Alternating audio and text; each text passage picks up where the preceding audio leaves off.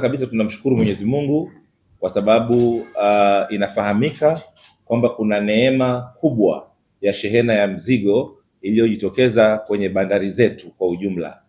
Neema hii ilianza mwezi wa 12 mwaka jana, ambapo kwa mara ya kwanza wapakuaji au waendeshaji wa berth namba 0 mpaka namba 7 wenzetu wa DP World waliweka rekodi ya kuweza kushusha takribani 1034 TEUs za makontena.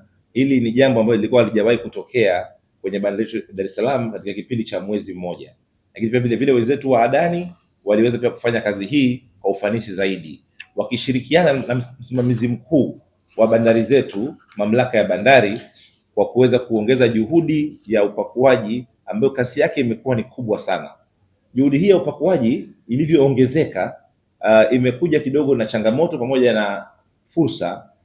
Nikianza na changamoto, ni kwamba changamoto kubwa iliyoko, wenzetu wamejipanga kwenye upakuaji, ili kwa bahati mbaya mizigo inayotoka bandarini kuelekea kwenye bandari zetu kavu, zile bandari kavu bado zina uwezo ule ule wa zamani wa kuhimili takriban kiasi kadhaa cha mzigo. Jambo la kwanza kabisa, mimi ningependa kipekee kabisa kumshukuru rais wetu wa Jamhuri ya Muungano wa Tanzania kwa maono yake ya wakati ule, kwamba tulivyowaleta Adani na DP World.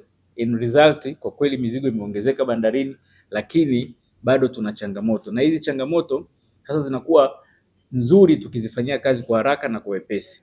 Zinakuwa changamoto za kuwafukuza wateja wetu kama hatutaweza kutatua matatizo kwa muda, kwa sababu kitu unaongelea demurrage au storage ni kitu ambacho kinakuwa gharama kwa yule aliyetumia bandari yako ya Dar es Salaam, kwa sababu mwisho wa siku lazima yeye bebe ule mzigo wa gharama.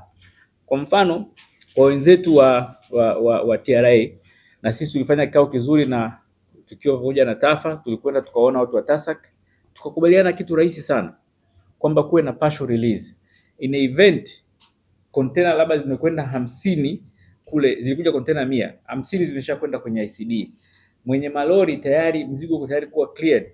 Kwa hiyo zile zingine 30 au 50 zilizobakia pale bandarini aweze kwenda kuzichukua bandarini badala ya kuzisubiri ICD.